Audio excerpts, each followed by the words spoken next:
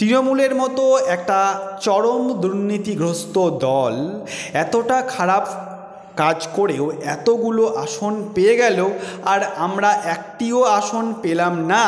নমস্কার দর্শক, আপনারা দেখছেন আদিক আলোচনায় রয়েছি আপনাদের সঙ্গে আমি আফ্রিদি। আমাদের চ্যানেলে আপনাকে আরও একবার স্বাগত জানাই। দর্শক, লোকসভা নির্বাচন সমাপ্ত হয়ে গেছে, তার রেজাল্টও 4 জুন প্রকাশিত হয়ে গেছে। দর্শক, সেই লোকসভা রেজাল্টের চুলচেরা বিশ্লেষণ হচ্ছে সকাল থেকে সন্ধে পর্যন্ত। প্রত্যেকটা রাজনৈতিক দল তাদের ঘরে বাইরে সেই চুলচেরা বিশ্লেষণ করছে। আমরা প্রত্যেককে জানি বঙ্গ সিপিএমের অনেক পরাজয় হয়েছে, তাদের রেজাল্ট অনেকটা খারাপও হয়েছে। তাই বঙ্গ সিপিএমের বাম নেতা শতরূপ ঘোষ তিনি একটা বিবৃতি দিয়েছেন। সেই বিবৃতিতে তিনি কি বলেছেন সবার প্রথমে আমরা সেটা শুনে নেব, তারপরে আমি আসছি ব্যাখ্যায়। দর্শক, আমরা শুনে নিই সেই বাম নেতা শতরূপ ঘোষ তিনি কি বলেছেন। দর্শক দেখুন, তিনি বলেছেন, তৃণমূলের মতো একটা চরম দুর্নীতিগ্রস্ত দল এতটা খারাপ কাজ করেও এতগুলো আসন পেয়ে গেল আর আমরা একটিও আসন পেলাম না।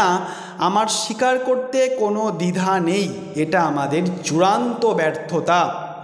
এতে তৃণমূলের যতটা কৃতিত্ব আছে তার চেয়ে ঢের বেশি ব্যর্থতা আছে আমাদেরও। আমরা নিজেদের ভবিষ্যৎ পরিকল্পনা, আমাদের চিন্তা ভাবনা মানুষকে বোঝাতে ব্যর্থ হয়েছি। বিরোধী হিসাবে আমরা হয়তো নিজেদের ভূমিকা পালনে ঠিকমতো সক্ষম হইনি। আমরা মানুষের সামনে নিজেদের সেইভাবে গ্রহণযোগ্য করে তুলতে পারিনি। দর্শক, তিনি পরিষ্কার বোঝাতে চাইছেন যে বঙ্গ সিপিএম অর্থাৎ বাংলায় বিরোধী হিসাবে সিপিএমের যতটা প্রয়োজন ছিল ভূমিকা পালন করা ততটা পালনে সক্ষম হয়নি।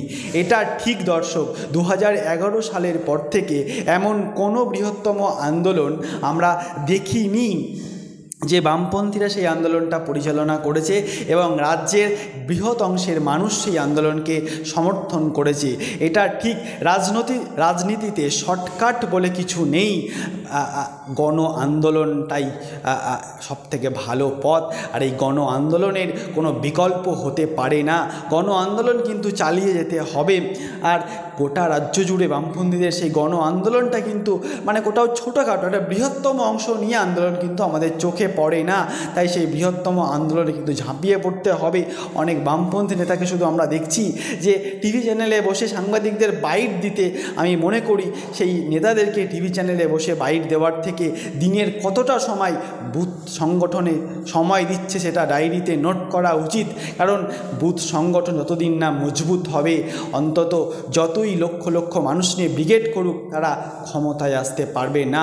কারণ বুথে যদি ঠিকঠাকভাবে তারা বুথে ভোটটাকে না করাতে পারে, মানুষ তাদেরকে চাইলেও তারা কিন্তু আসতে পারবে না। আমরা দেখেছি পঞ্চায়েত, পৌরসভা, লোকসভা এবং বিধানসভাগুলোতে একটা বুথে যখন অন্য দক্ষিণপন্থী দলগুলো বুথ জ্যাম করে নিয়েছে, তখন বামপন্থী কোনো সংগঠনের ক্ষমতা নেই তাদের সামনে গিয়ে সেই জ্যামটাকে ছাড়ানো। কারণ তাদের সেই পেশি শক্তি সেই বুথের মধ্যে নেই, সেই মতো সংগঠক তাদের বুথের মধ্যে নেই। তাই সবার প্রথমে দরকার বুথ সংগঠক তৈরি করা। দর্শক, তাই বুথে বুথে সংগঠকদের কাজ করতে হবে বামপন্থীদের, তবেই তারা কিন্তু আশার আলো দেখতে পারবে, নচেত কিন্তু কখনোই সম্ভব হবে না। দর্শক, ভালো থাকবেন, সুস্থ থাকবেন, সাবধানে থাকবেন, সর্বক্ষণ আমাদের চ্যানেলের পাশে থাকবেন।